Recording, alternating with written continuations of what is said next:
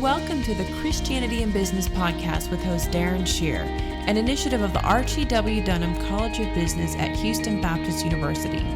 This is the show that helps Christian business leaders to integrate biblical values into business. You can get more information about the HBU Center for Christianity in Business and sign up to receive free access to all 5 issues of the Christian Business Review Journal by visiting our website at christianityinbusiness.com. On today's episode, we'll be discussing, can work be a form of worship? And we're joined by Dr. Marjorie Cooper. Marjorie is a professor of marketing at Baylor University in Waco, Texas. Her areas of interest are marketing, consumer behavior, and promotion. And she holds a PhD in business administration from Texas A&M University and a master's of theology from Dallas Theological Seminary. Welcome to the Christianity in Business podcast, Marjorie. Thank you, Darren. Thank you for inviting me. Certainly. Well, I'll start with the most obvious question here. How did you become both a theologian and a marketing professor? By accident. No. Actually, I've always been interested in theology. In the early days when I was going to school, women just pretty much did not go to seminary. And so things happened, and I needed to be able to earn a living. So I decided to go the business route. My dad was an entrepreneur, and then he was a pastor. So I guess I've sort of followed in his footsteps a little bit. I can relate to that. My dad's also a pastor, and I ended up following a similar route of somehow ending up in business, but still going to seminary and just becoming a student of the Word. But interesting that we're both PKs. We ended up in this position. And presumably we're pretty normal. I've seen some who didn't survive so well. Right. Presumably we're doing all right. Yes. Well, so diving into our topic here today, as you know, people use a wide range of terms to refer to what God's doing in the workplace and the marketplace today. And one of the most popular among those is the work as worship movement. And what would you say is the theological problem that you see with viewing work as a form of worship? Well, the biggest theological problem is that work is not worship. Worship is worship. Worship is directed exclusively toward God. Work, of course, is directed towards, for the most part, towards other people. It's more of a horizontal relationship. Now, that doesn't mean that work can't be a ministry toward other people, but it does mean that work and worship are not the same thing. And, of course, there are theological reasons for saying that. So you're saying that because work is done, you're saying that work is not done for God, work is done for other people. But then there's verses like Colossians 3:23, whatever you do it with all your heart as working for the Lord, not for men, because it's the Lord Christ whom you serve. How do you reconcile concepts like that in the Bible with the idea that work is not something that can be done unto God? Well, I would not say that work is not something that can be done unto God. Well, specifically as a form of worship, I should say. No, not as a form of worship. Let's go back to the beginning, because that's really where it all gets started. There is a presumption that when the Lord placed Adam in the garden, that his instructions to him were to work. And that's not what the words mean in the Hebrew. It's very clear that the two words that are used together comprise a technical term that means, or that pertains specifically to activities related to worship. The terms used later with respect to the Levitical priesthood as well. And so I don't want to give a Hebrew lesson, but we use collocations today in English when we talk about the seat of power. We're not talking about a chair, and we're not talking about someone's anatomy. Mm-hmm. We're talking figuratively about where the influence and the authority and the power resides. The two words that are used to cultivate and keep it that are used in Genesis 2:15 of Adam, they specifically reflect activities pertaining to worship. Now, this is not a big surprise to theologians. Some of the finest conservative Old Testament scholars out there have recognized this for years. This is not like this is something I dreamed up.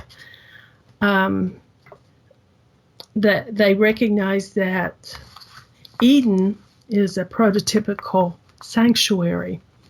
It is a place set aside by God to meet with his human creation.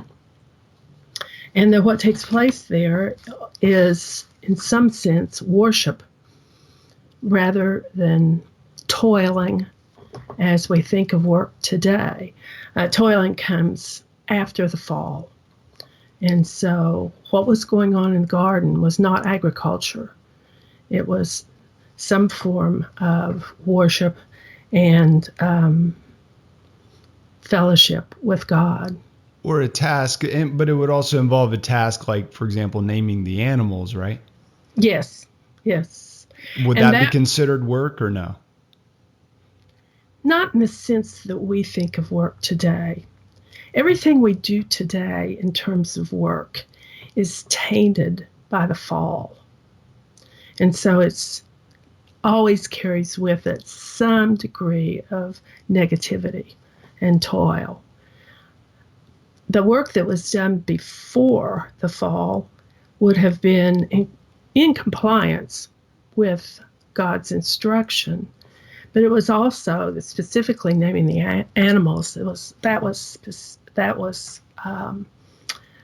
to transfer the hierarchy of responsibility. Would you consider that worship, the work that Adam was doing in the garden? Sure. Yes. And so how do you define, I think this would help our listeners, how are you defining worship as opposed to work? And what is it about worship that is not work fundamentally? Worship is an action that is directed and motivated by an attitude that reveres and honors and shows devotion to God. So worship is directed toward God exclusively. I mean, we know what it says about worshiping a creature. So worship is just strictly towards God. And we know that work and worship are not the same thing. Why would God give the fourth commandment if they were the same? He clearly differentiates in the fourth commandment work and setting time aside for worship of God. So it's about revering God, but I'm just hearing our listeners who view work as a form of worship, kind of saying that's exactly what I do when I work, is that I'm working for God. For example, and you point this out, and by the way, for our listeners, there's an article that Marjorie has written. I'll put this in the show notes, that really presents well Marjorie's position on this. But you talk about the priestly role of Adam in the garden, and how we are all, there's a priesthood of all believers nowadays, and Peter says that you're a royal priesthood.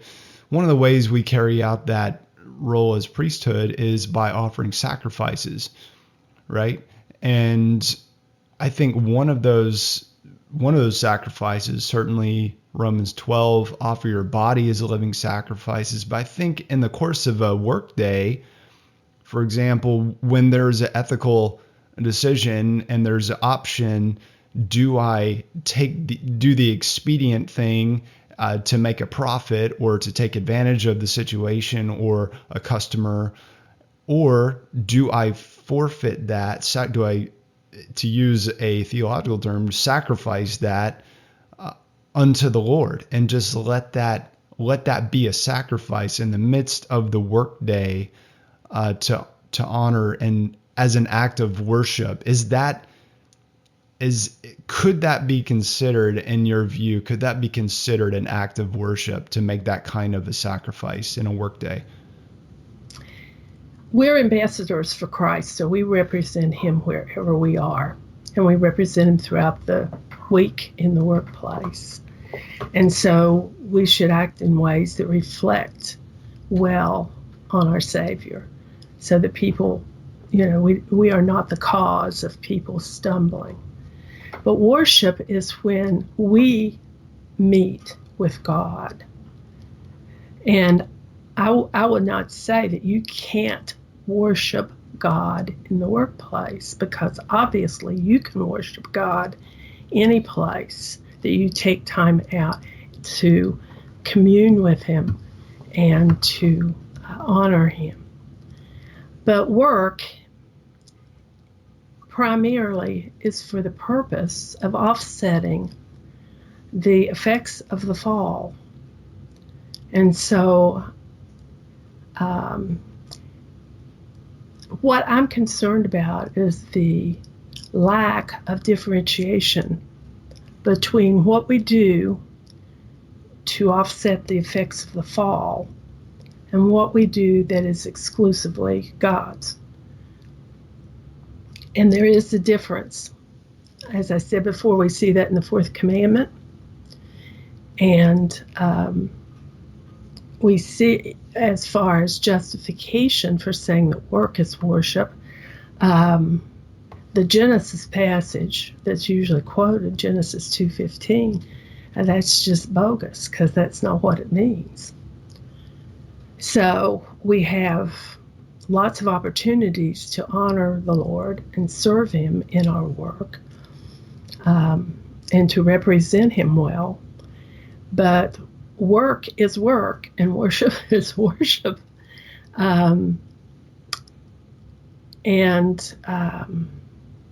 So you're not saying that, I mean, wouldn't it be driven by your motivation that would determine what is worship and what is not? I can go in my office and close my door and pray, and I can worship the Lord privately. But primarily, worship is to be corporate. For the church, it's to come together and worship together. So there's community involved, and there's also a vertical relationship involved. Now, when I'm teaching a class, I'm not usually communing with the Lord on a continual basis anyway. Why not? Because I'm thinking about what I'm communicating to my students. And that's what I'm thinking about. But isn't it possible, and shouldn't we strive to be more in tune with the Lord in the midst of our daily goings on? Sure. Listen to what the Holy Spirit's prompting you. As in pray continually, which doesn't Yeah, doesn't necessarily mean that you need to go get away in your prayer closet, that you need to bring certainly we need those times. We need the Sabbath. We need those designated places and events and special holidays, for example, where we set our mind on the Lord and things that he's done for us. But there is, as Brother Lawrence said, a practicing of the presence that ought to be done in our work. Isn't that right? Yeah, I think that's true. And I'm not in any way saying you can't do those things. I'm saying that work is not coming aside with fellow believers and focusing exclusively on the Lord. And that is worship, and that needs to be done. Right. But it doesn't, I think, because when you make work, here's the problem. When you make work worship, then you desacralize something that belongs exclusively to God. Now he has to share it with all of the other things going on in your life. Well, I guess I'm wondering where does that lead? I think what you're talking about, at least the way I tend to frame it, is the sin is to worship the work, not to view work as a form of worship. Because again, whatever you do it for the glory of God. Absolutely. Yes. And I'm not arguing against that at all. Which is worship. That's whether you're singing in church or whether you're preaching a sermon or whether you're, flipping burgers, counting numbers, whatever it is that you're doing, do it for the glory of God, which, isn't the doing of something for the glory of God worship?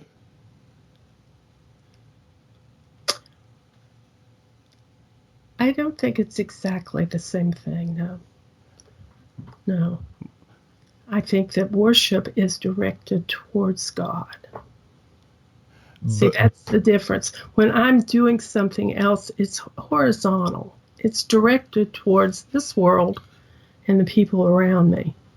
It's not directed towards him exclusively. There is a Sabbath mandate from the time of creation to come aside and give him our exclusive attention. And what does that look like? Because even if we're in a congregational setting, like having played on quote unquote worship teams, yes. I like to call them music teams because, I worship. More accurate. Yeah, exactly. So Sundays can be some of the most grueling days of people's weeks because of the demands put on them by their local churches, especially those who work in the marketplace throughout the week. And then they're asked, I've worked, parking lot ministries, band practices, like anyone who's been a part of a church really wanting to get plugged in. The demands that can be there. And there is, it sounds like what you're saying is unless you are, well, there's the corporate aspect of worship, but when there's there's some sort of facilitation, there's some work that's happening to even facilitate that. So is it worship for those who aren't like engaged in that? I think that's a really good question. I don't even want to touch that one. Because as a pastor's daughter, I know you're absolutely correct. I think we're always beating back the fall. Okay? We are constantly trying to overcome the effects of the fall. And what you just described that really interferes with a lot of people's ability to focus on the Lord on the day we've set aside. It's just exactly the problem. We are constantly fighting against the tendencies of the fall. And one of the tendencies of the fall is to take from God that which belongs exclusively to Him. There was a time when Adam was in the garden that he had all of his time to devote to the Lord. Once he left the garden, the Lord had to give the fourth commandment because it's just too easy to get caught up in the things that need to be done. Right. Well, remember Mary and Martha? Mm-hmm. Martha felt that there was these hospitality things that just had to be done. And the Lord said, no, you're wrong. Mary's chosen that better part. Here, and she's just sitting at Jesus' feet, being taught, communing with Him, listening to Him. She chose the better part. That is not what people in our world would say. If that story weren't in the Bible, they'd look at those two women, they'd tell Mary to get with it. Mm-hmm. But if you look, if you look at it in another situation, it probably, if Mary was sitting around when it was time to do something else besides go and sit, then her worship would have been lacking in that case, because the obedience is such like the Bible says, obedience is better than sacrifice. So which worship is better, the sacrifice or the obedience? I mean, the obedience, it's different in every situation. So it's not just if the Lord says, come away with me and get into your prayer closet, go sit by the river. Don't bring a Bible. Don't bring, the latest best-selling Christian living book with you. Don't bring anything. Just come and sit. There is, like you're saying, there is so much distraction, but if worship is not possible in the midst of everyday life, then what are we doing? I mean, what? Well, I didn't say it wasn't possible. Right. But it sounds like you're saying unless you get away and, like I said, just go sit by the river or go. Get away, just you and the Lord. But what about the corporate? Get away to the corporate setting. But we know the corporate is not getting away. Well, it should be. It should be. It should be a time of unity and a time of. Well, it is. It doesn't. Focus. I mean, at least for me, it is. But it definitely does not feel like getting away. I mean, I think people can get a little stressed, for example, on their way to church. No. I mean, some of the. It happens. Oh, yeah, especially I know. when you got toddlers. It's exciting. Yes, I know. Well, I only have one, but I remember when I was much, much younger, there were four of us, and yes, it could be stressful. Yeah. I mean, I think you are hitting on something that we really need to hear here. In your article, one of the parts that really stood out to me was where you're suggesting that the commandment to subdue the earth, take dominion, and rule are not about go and strive to make something happen. And you pointed out the theologian who said it's a little bit like Spock on Star Trek saying live long and prosper. Right. When he tells that, it's a blessing. It's not it's not for you to go and, okay, let me put a plan of action together to figure out how to go and live long and prosper. It's said as a blessing. And then you quoted one theologian who said, the idea of subduing the earth does not go well with the situation of a just created world without any enemies, and with the idea of a rich world of trees and green that gives food to men and animals.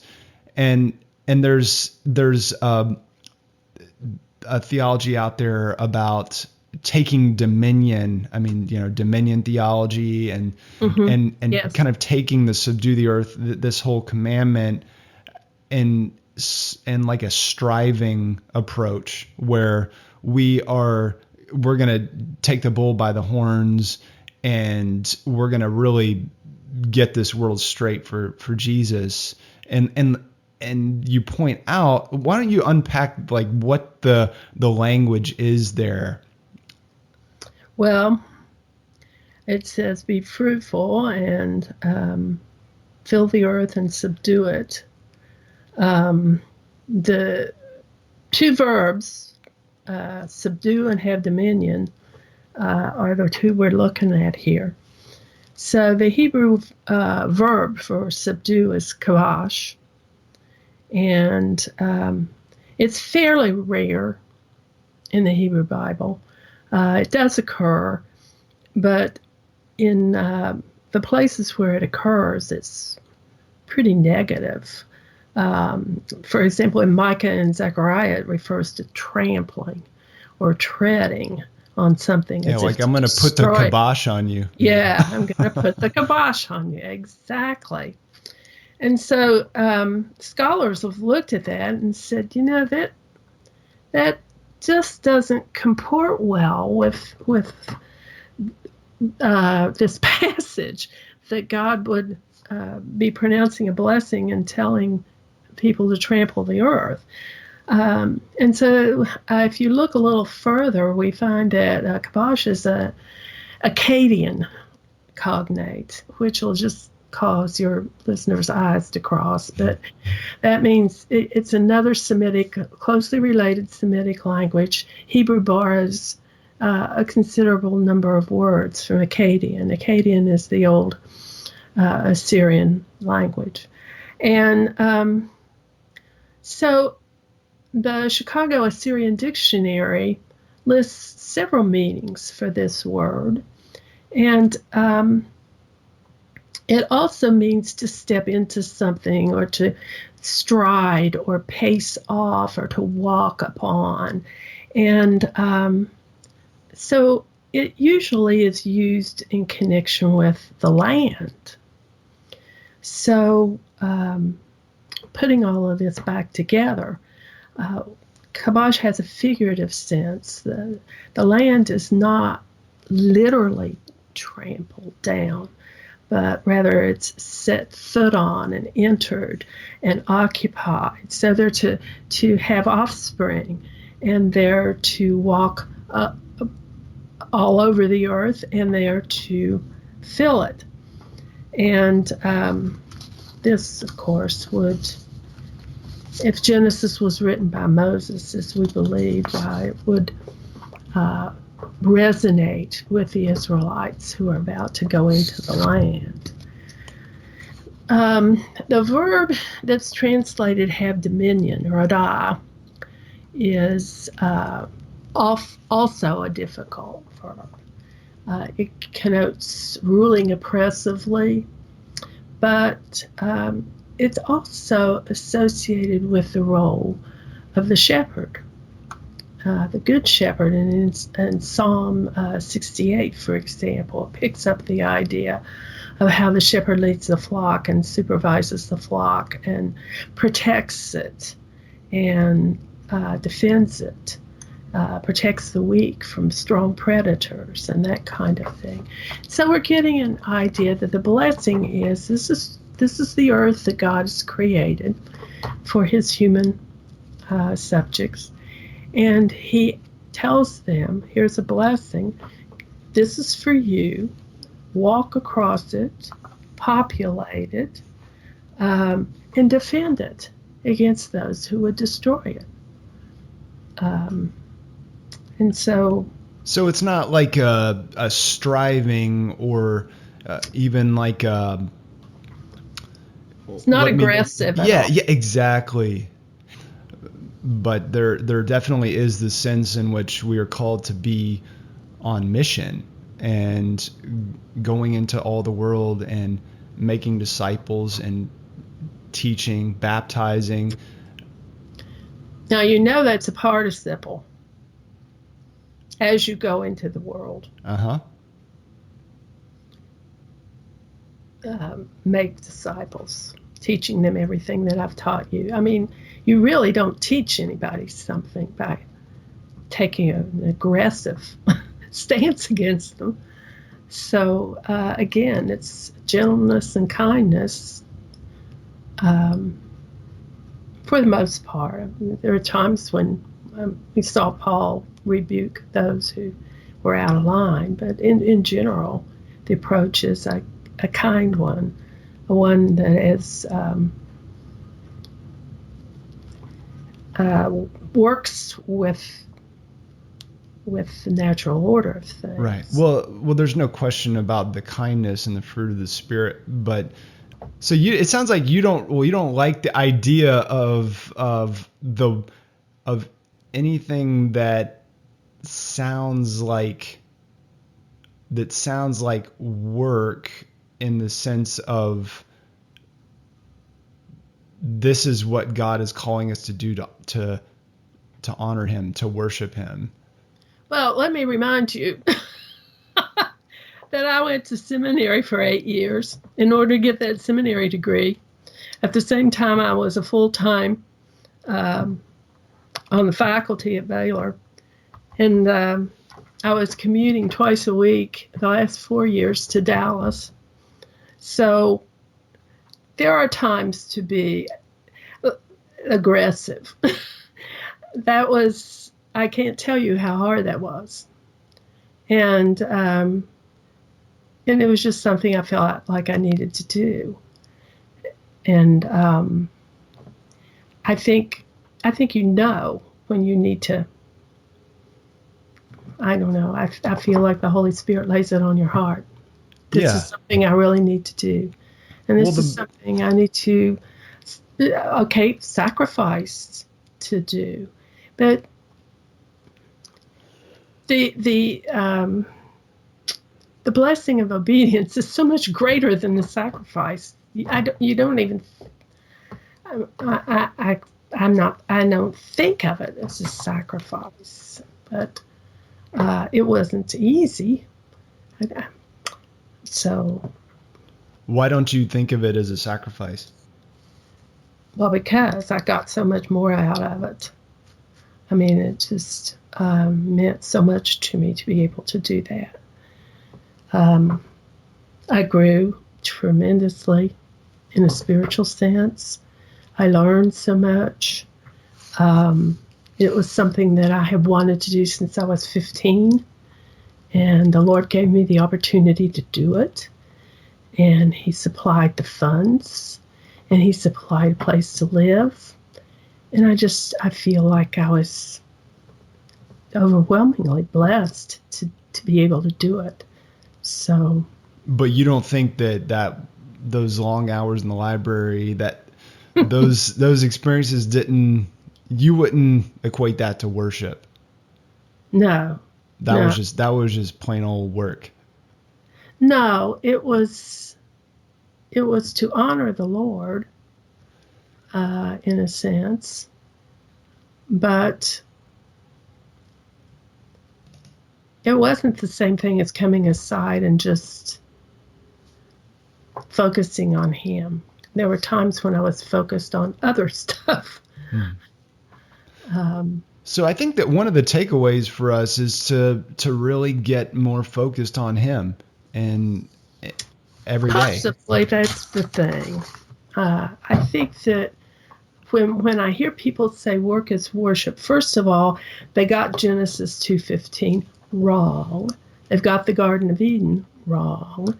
They've got what Adam and Eve were doing in the garden wrong. All right. And they're superimposing a post-fall concept of work on what went on in the garden. So let's get past that. Now we're post-fall. And it is hard to separate worship. It's like you pointed out, there's so many things that you're doing on a Sunday that are, frankly, they're work. And so it's kind of hard to separate the worship from the work in the world that we're living in. But my concern about calling work worship, first, theologically, they got the Genesis thing wrong. That's a problem. But even beyond that, it seems like an attempt to take something away from God that belongs exclusively to Him and to share it with whoever you're working for. And I philosophically find that troubling. I'm not saying that everyone's doing that. I'm not saying that at all. I hope that at different times when I talk to my students about things, theological perspective on some business issues, that I'm, behaving in a way that is honoring to God. But isn't this the kind of thing that makes a business person want to just close up shop and go to seminary and go and become a pastor, quote unquote, and just so that they can be closer to God, at least in their minds? That I can, now that I'm a professional Christian, I don't mean to sound disparaging, but somehow I'm just doing a better job of it now. Right. I mean, because that's one of, to the credit of those who have been advancing this idea of work as worship. And I certainly do believe personally that what I'm doing right now and having this conversation with you, I mean, this is work, but I really believe, like, I can sense the Lord's presence in the midst of this conversation. And as we prayed before we got started on this, I mean, I would think that we would, as believers, we would want to pray, we would want to invoke God's presence, not in the sense of, and I don't necessarily see it as a zero-sum game where in the midst of this interview that, like, I'm worshiping God in the way that I'm conducting myself in the midst of this and just trying to be in tune with what the Lord is saying. I don't see that as me taking away from God and giving some to you and giving some to our listeners. At least that's just the way that I frame it. And I mean, there's a lot of other things that I do professionally as well. And the temptation is to worship the work. Yes. And to not view the work. I think when I don't view the work as worship, I worship the work. I mean, to me, that's kind of an inevitable thing where I get so bogged down into it that I can't even breathe spiritually because my awareness of the Lord has just been snuffed out. I think that's a very real concern. I mean, that's essentially, you're talking about going too far the other direction. And that this concept that while I'm working, I'm worshiping, kind of reins that in, keeps you from going too secular in your motivation. And I have no problem with that. I mean, I agree with you completely on all of those things. I just don't I just don't think it is theologically correct to call it worship. It's other things, and maybe it's worship in a sense. But that's not a reason to neglect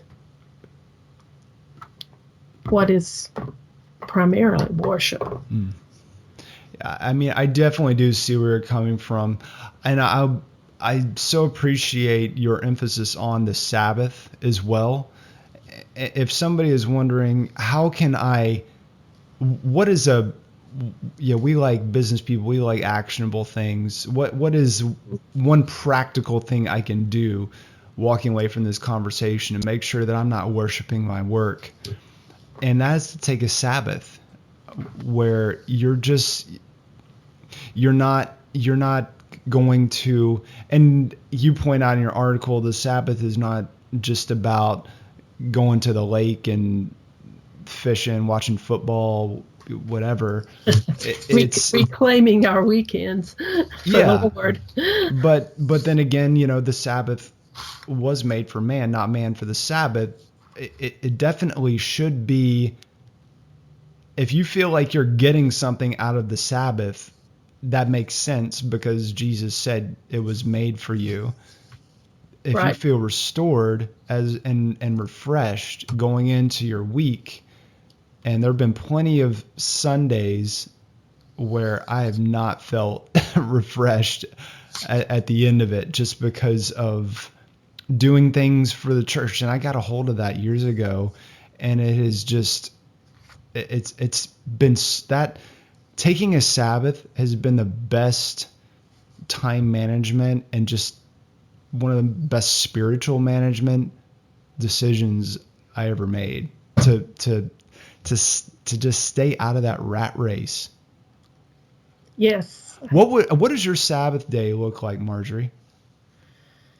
Well, we get up, we go to church, and then my husband and I usually go somewhere and have breakfast together. I know there are people who feel that you shouldn't do that, but we enjoy doing it. Then we come home and I usually spend the afternoon doing something quiet, and oftentimes I'm working on questions I have, things that I'm thinking about theologically. I'm sorry, Marjorie, did you say you're working on the Sabbath? Yeah.